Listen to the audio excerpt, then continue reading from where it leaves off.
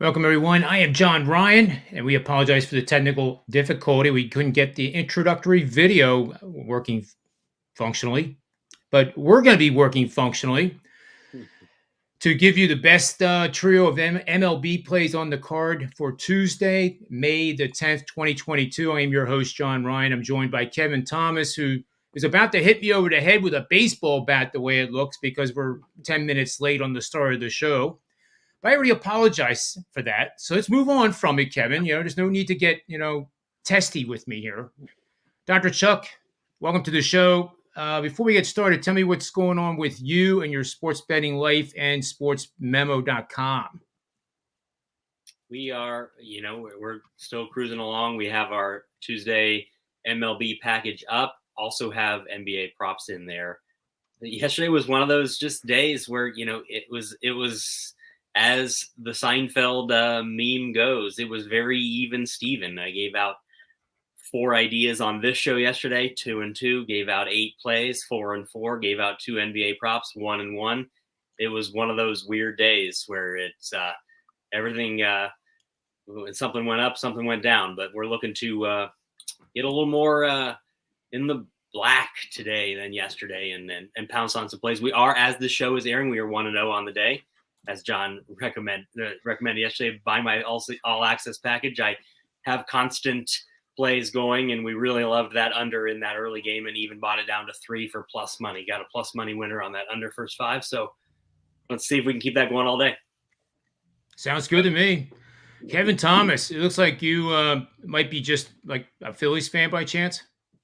I am. Big win last night after a doubleheader and then flying cross country to beat the Mariners. And I told everyone to take the Mariners. So shut out. Pie in my face. Yeah, I was. I didn't bet it, but I was recommending on the show yesterday. I was with Dr. Chuck, and I said, I can't put my money on the Phillies. Not yet. John and I both were with you, Kevin. We both that we said go out and just full-fledged buy the Mariners, but wait until the Phillies win to get on that. It's kind of like the Reds. So. They better win tonight too if you're a Phillies fan or a Phillies player, because they got 4 games with the Dodgers following tonight's game.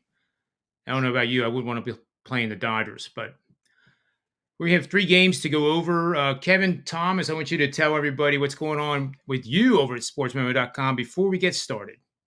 Yeah, I have a nice little 4-day winning streak going on. And you can pick your poison: hockey, basketball, baseball.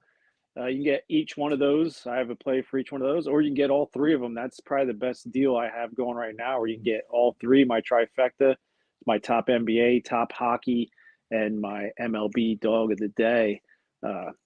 Great deals. All right. Let's see here.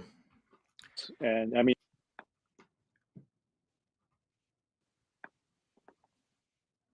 for some reason he's going in and out. You there, Kevin, right? I think I lost you there for a second. It's like I'm moving and everyone else isn't. Yeah.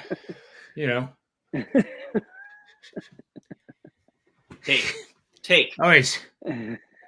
That's I'm the $2 man, by the way. I have an NBA 5%er going tonight, and 7-3 for the season with NBA 5%er, max bets, and what else? Just check out my profile page. The hot streaks are there, including hockey, and MLB's not that bad either. All right, the first game we have here, the Boston Red Sox, which is where I am at Fenway. But they're not playing at Fenway. They're playing down in Atlanta.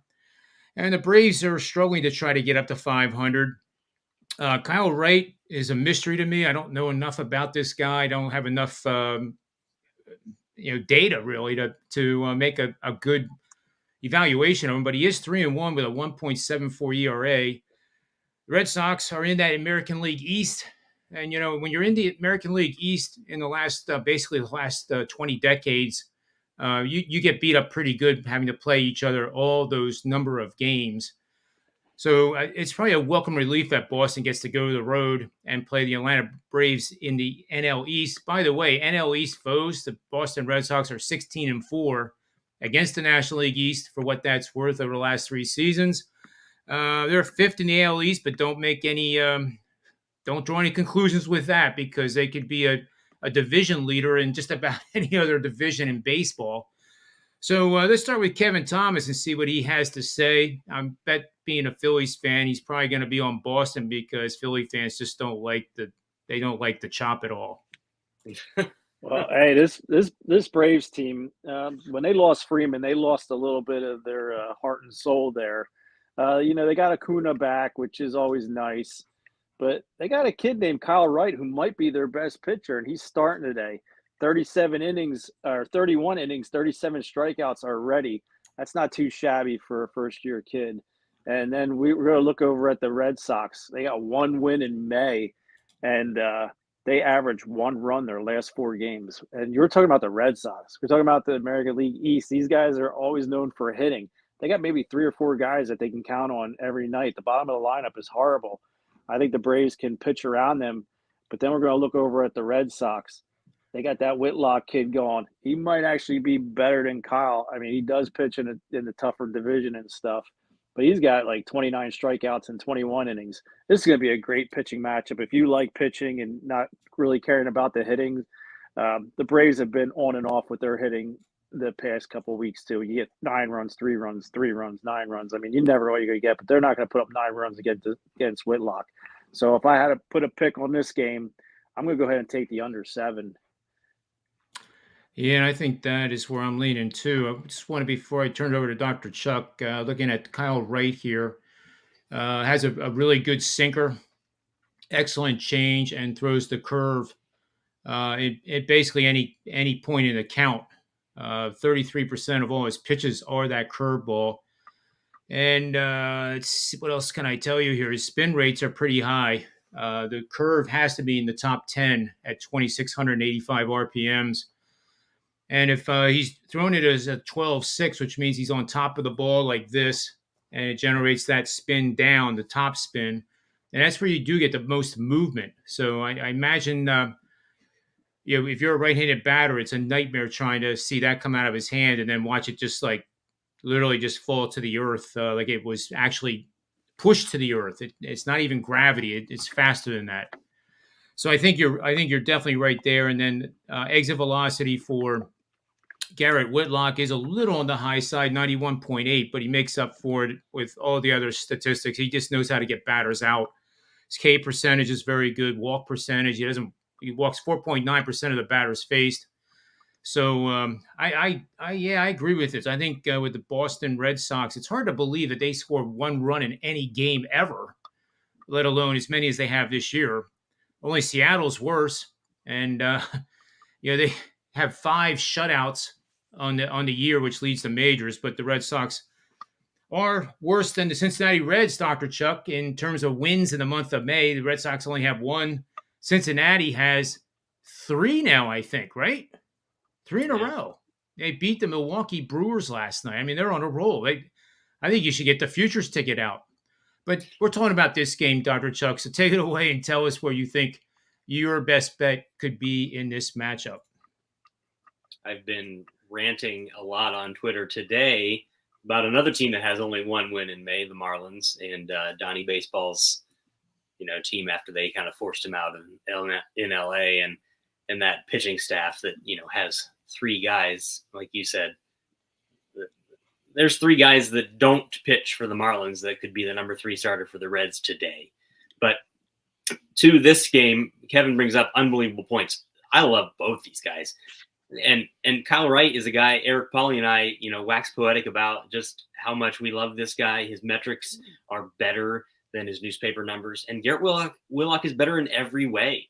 And John and I have talked a lot about this. It all comes down to whether or not, Alex Cora is going to give Garrett Whitlock his due. Like, he hasn't pitched more than, almost 5 innings yet. He's only, he's 7 appearances, just 3 starts. So it kind of comes down to what the comfort level is on keeping him in there, on how good you feel on such a spot, because their VMI is almost plus 10 showing up in Truist, and it's just a great place to hit. So I don't know if the Red Sox just wake up, but Garrett Whitlock has a changeup that rightfully so is one of the best changeups in all of baseball. It just isn't getting any notoriety because he doesn't pitch a lot, but he has a 95-mile-an-hour fastball that's awesome and an 84-mile-an-hour changeup. And John and I have talked about this before with spin rates and pitches and pitch velocity and pitch value. And a double-digit drop in your changeup is pretty much the death knell for hitters. And so you're looking at things like that, and it's unbelievable value. You get a full 3.5 plus the hook in the first 5 here, which is hoping that Whitlock doesn't get the hook because he, hits a certain number of pitches or because Alex Cora has a plan for the game in a different route. I think that's a lot of value. I already mentioned, I am not shy to take something in the 3s in a first 5 for an under, and I would love that play. If I had to take a side, I would definitely take the Red Sox here and maybe even first 5 Red Sox because I think push is a loss. So, there's a couple different ways to attack this, but this is a pitcher's duel even in an NL Park with no DH. What's the weather forecast down there with your AVI and the other index? Is that favoring the hitters? Yeah, it's good. Atlanta is one of those spots. It's not quite, like a St. Louis or a Texas or a Washington or Colorado. It's a little bit more of a wild card, but the ADI is solid. Boston's got a +10 VMI. Atlanta's on the plus side too. It's just, I talk a lot about the first inning runs too, and the Red Sox can't put any offense together. They haven't been able to do such a thing. So it doesn't, just because they have a good pitcher on the mound doesn't mean they're going to suddenly hit for them or anything like that, which is to Kevin's point.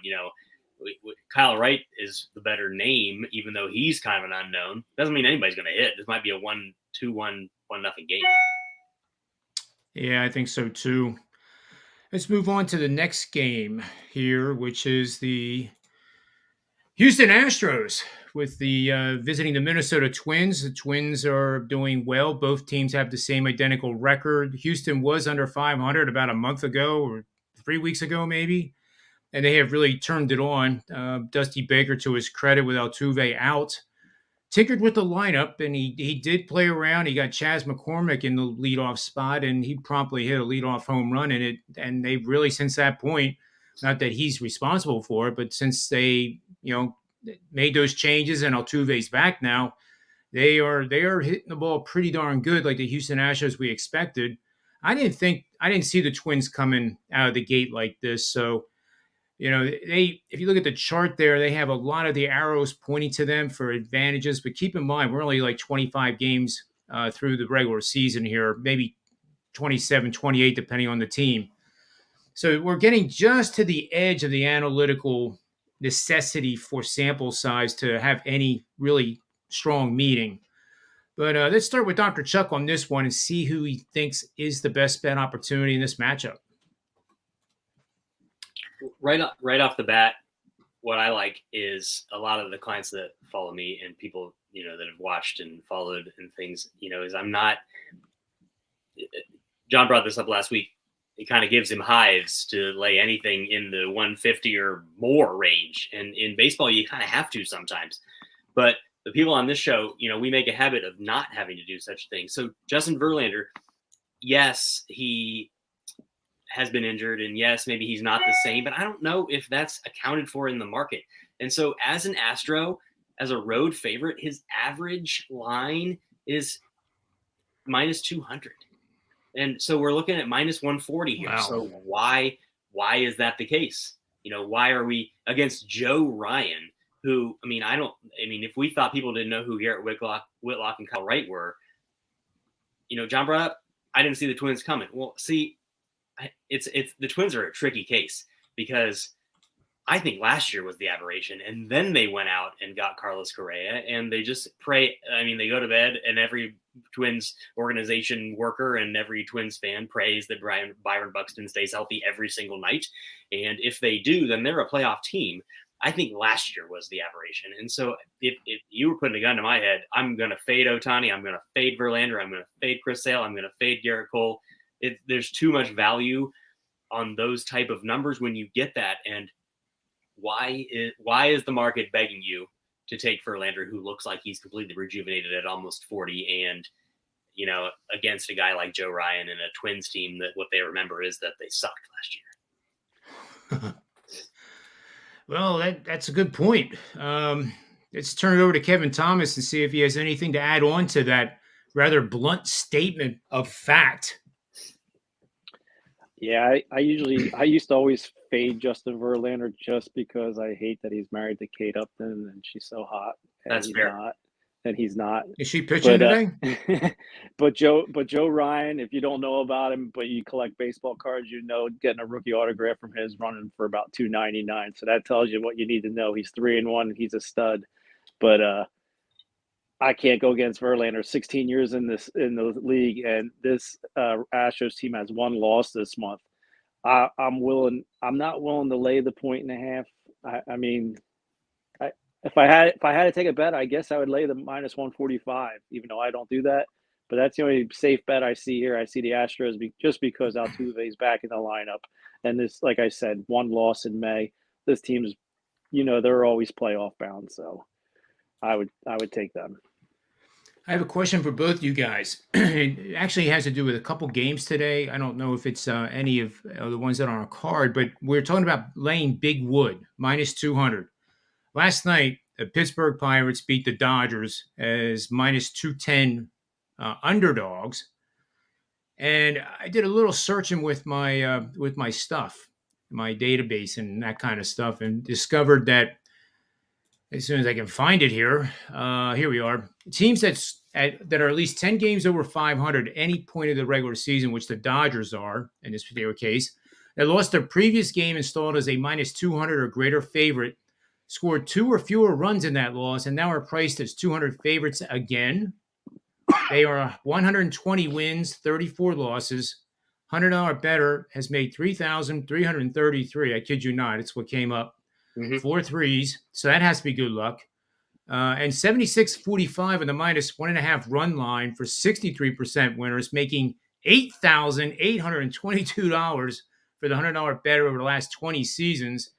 And it's 20-2 for 91% wins on the money line, 16-6 for 73% on the run line, spanning the last 3 seasons. So, as much as I get hives and feel like throwing up anytime I would even consider a -150 favorite, do you think there's any merit in this with the way the season's starting? And should our viewers look at -200 teams that lose as -200 favorites the day before and consider betting them? I don't know if I'm right or wrong. Let's see what Dr. Chuck has to say about my ridiculous algorithm here. No, that is not ridiculous at all. And what's confusing about this is it's extremely profitable to take those teams, because that 120 or whatever and 30 something is not an aberration. These teams, I mean, there's a reason that the market prices them at what they are, but you have to be on every one. That's the problem.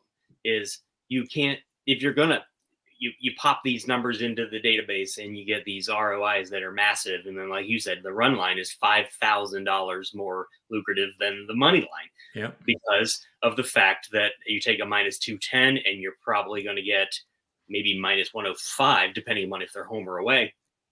You might even get a better price on the home run line, and you make even more money. But if you're not on every one of these -200 or greater favorites, you're not going to make the money. You have to play it, and you can't ever skip it. And that's the problem is, we come on here, we break down a slate, we avoid things, we play things, we release plays. If you're not on every one of those 120 wins, I mean, if you drop down to just on 80 of those wins, you might not even make any money. You know what I mean? And so that's the problem, is to make, of course, if you bet every -200 or -250 or -300 favorite in baseball, you're going to make money over 10 years.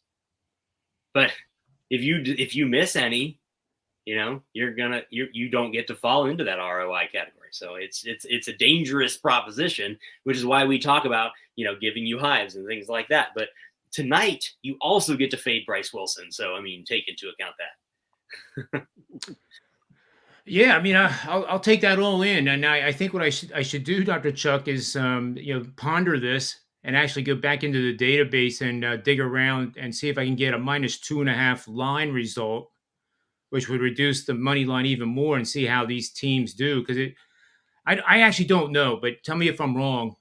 I think there's a heck of a lot more minus 200 favorites this year so far than there's been. And it reminds me Well, of the NHL with totals being 6 and 7 goals. So, I Kevin, brought what do this you up. think here? Can I do one more thing real quick? I'm sorry. Sure. No, I'm it's not. all right. I didn't mean to interrupt, but I wanted to say, like, you didn't bring this up, John. The Dodgers have 18 wins. Every one of those was a run line cover. So, I mean, if you think the Dodgers are going to win, they average like a 7-2 win. So, I mean, it kind of depends. I mean, people probably thought the Dodgers were going to win yesterday as well. So, but if so far they're 18 for 18, and so that's pretty lucrative to not have to lay the money line on a team like the Dodgers. Yeah. Let's move over to Kevin and see if he has any. Can he poke holes in my little theory here? That's the only way I take it. If I'm laying the 1.5, and if you do that all season, like he said, 7-2, that's the kind of runs you're getting from the Dodgers. But they're probably one of the only teams that you can really do that for, because a lot of these other teams aren't scoring a lot of runs, like the Giants and stuff. You thought from last year, and I'm not willing to bet $200 a day on a minus 200. It's not worth it for me. No. Yeah, and that brings up an interesting point, not boasting or anything, but I had Texas in 2 of the games against the Yankees on the run line, the plus 1.5 run line, and somehow I won those 2 games, and they were 1-0 and 2-1. So it can work in reverse too. So I'll have to do some more research, but I think we have a good starting point with that idea. Let's move on to the third and final game before we get to our best bets. And that is the Colorado Rockies are somewhat on the road. They're taking on the San Francisco Giants. And the Giants, they started out like a house on fire again. They looked like the Dodgers and them were going to go at it again. They've since, kind of faded a little bit. They are the oldest team in baseball. And one of these, you got to think, at least I think, that age is going to catch up to this team. Injuries are going to mount. You never want to see anybody get hurt, but baseball is 162 games, and very few players don't get nicked up during the course of a season. But do the Rockies have any chance to win this game, Kevin? I believe they do. I mean, there's 16 and 13 for a reason. No one thought it when after Chris Bryant got him, and I don't even think he's playing today. I think he's still out. But they have the bats. I mean, they have the bats, and they're facing the Giants, who have Alex Wood on the mound. I remember when he played for the Braves, and I'd be like, "Oh God, Alex Wood." He's 2-2. He's not throwing his best stuff anymore. I mean, he's got 24 innings, 25 hits he's given up. That's not great numbers for Alex Wood. So, like you said, these guys are aging. I mean, Evan Longoria, is he ever going to see the field again? I mean, he's probably pushing 40 years old too. But then you look at the Rockies. I mean, they got some young guys in there that can hit the ball. Now I know they got Antonio Stenzelza going tonight, and I think he's given up 40 hits in 25 innings, which is horrible. Oh my! But a couple of those games are in Colorado, so I don't. They can win it. Would I take them to win it? Probably not. I might take them with a 1.5 here. I would look more towards the total here for my bet. And what is the total? 7.5. 7.5. I would look at the under. I just have a funny feeling that it goes under. Yeah, and as usual, the Rockies are playing away from Coors Stadium. But you're right. Chris Bryant is going to make a huge difference with that team. And I thought it was amazing that the National League West had all their teams at over 500, not just at 500, over 500. And everybody and their brother thought the Diamondbacks were going to just be horrid, like they were last year during that one stretch. But that whole division is off to a fantastic start. And as a result, then you have the teams like the Cincinnati Reds, who are on a 3-game winning streak with 6 wins on the season now. And, it is what it is. But Dr. Chuck, take it away here and tell us if you see any betting opportunity in the matchup. Well, yeah, to Kevin's point, these teams, you have to respect the fight of these teams, because it's not just what happens on the field. It's how they come into this season. I mean, they come into the season in a division with the team that won the most games last year, the Dodgers, who made additions, and the San Diego Padres, who don't have Tatis, but maybe made the biggest addition in adding a stud manager in Bob Melvin. And these teams are still fighting tooth and nail. And the Rockies aren't just winning at home. To Kevin, Kevin brought that up too. And I'm not a big Sensatella away from Coors Field guy. He seems to fall in that Marquez, John Gray, Kyle Freeland mold of they're better at Coors somehow. They adapt to it. They know how to pitch there, and they seem to excel better there. I'm more into what happened last night, how the numbers changed from last night into today. And Alex Wood, not his record, but the Giants' record since he became a Giant. They're 7-1 inside of a series off of a win. And I just don't think this is a good spot. Like Kevin said, the Rockies aren't healthy and they don't get to hit in Coors. And if I had to take a side, I'd be on, home team run lines is not my favorite thing. Sometimes there's this place for it. Maybe a Giants team total under, maybe even a Rockies team total under. That would make you a little squeamish, but I don't have a big feel for the team total on this or the game total like Kevin does, but I have already, just full disclosure, why not? I've already released the Giants run line -1.5. It's only even, which the main reason that we released that early this morning is just because it reeks. Well, I guess when I'm on this game is live in-game betting, and you guys know I love doing it. So when I see a favorite of this magnitude, I guess the Giants are what, -190, and the line kind of steamed from 165 a little bit here. I want to see this game while I'm watching the NBA games. There's some team from Philadelphia playing tonight, I think. But while the other people are watching that, I'm going to watch this, of course, and hope that Colorado scores first or maybe even twice in that first or second inning. And then, it's 5 pizzas. It's not just pizza money. If I'm going to make a play on a game that I have no action, but I like the favorite in the Giants, same thing with the Dodgers tonight. I would hope that the Pirates, use some momentum and score. And then you're going to get just an incredibly attractive line that even if the Dodgers or the Giants in this case wouldn't come back, you're not losing your shirt, laying a -190 favorite. And then, you know what? If the Giants get out to a 5-0 lead and they win, you don't make a bet. So what? Then you turn the Sixers on and see who's winning. Right, guys? Yeah. I mean, it's easy. All right, let's move on to our best bets. And as the host, I always let you guys flip a coin to see who can go first because I sure am not going first. Kevin Thomas, look at that. I got a roll, so I'll go first. Stepping up just like that James Harden guy. I love it. Hey, I'm looking at that for that last game we talked about, the Rockies and Giants. And there's a kid that I'm starting to really like a lot, and his name's Connor Joe. And they had him lead off as the DH last night. And the kid, I guess, 107 at bats, 31 hits, 5 of them are doubles. I got him hitting a double tonight for plus 350. That's my big prop bet. I love it.